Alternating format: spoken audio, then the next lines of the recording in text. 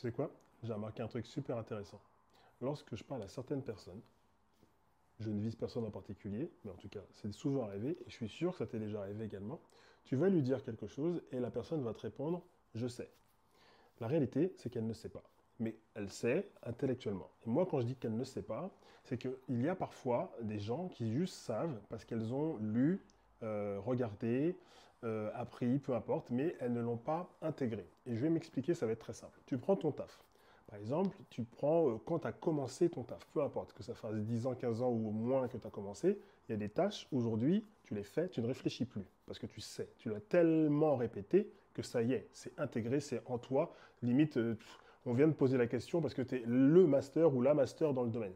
Tu prends un sportif de haut niveau, natation, foot, athlétisme, peu importe.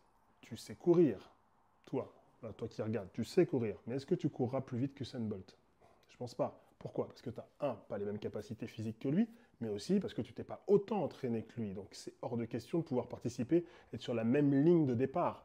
Tu prends Léon Marchand, c'est pareil, tu as beau savoir nager, tu sais nager. Même moi qui ai fait de la natation pendant des années, je sais nager. Je n'irai jamais en compétition face à lui, parce que j'ai arrêté de nager avec autant de, comment dirais-je, de répétition, et puis j'avais pas les compétences qu'il a, sinon ça se saurait.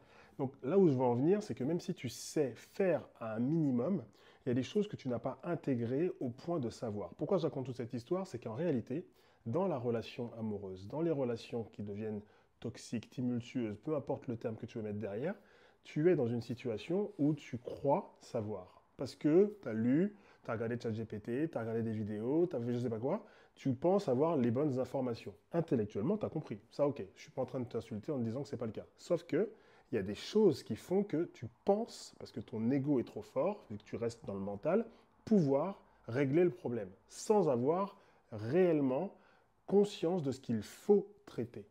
Et là où je veux en venir, qui va pas forcément te plaire, c'est qu'en général, quand tu sais pas, parce qu'en fait, ce qu'il faut traiter, c'est ce qu'il y a en toi. Et quand tu as conscience déjà et l'humilité de te dire, ok, c'est chez moi que ça se passe, là tu vas commencer à te poser les bonnes questions et là tu vas commencer à avoir les bonnes réponses. Et là tu vas commencer à savoir ce qu'il faut travailler. Et là tu commences à savoir. Parce que quand tu as conscience de ce dont tu as besoin de travailler, pardon, là derrière tu vas être capable d'aller te dire, ok, je vais aller voir les bonnes personnes, je vais aller prendre le bon programme, je vais aller faire telle ou telle ou telle chose pour travailler ce qu'il y a en moi.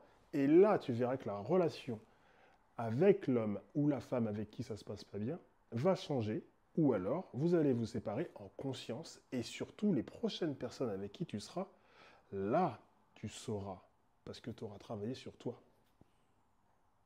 Dis-moi en commentaire si tout ça, ça te parle, et dis-moi en commentaire si tout ça, ça te parle. Parce qu'en fait, j'aimerais bien que tu me dises en commentaire si ça te parle.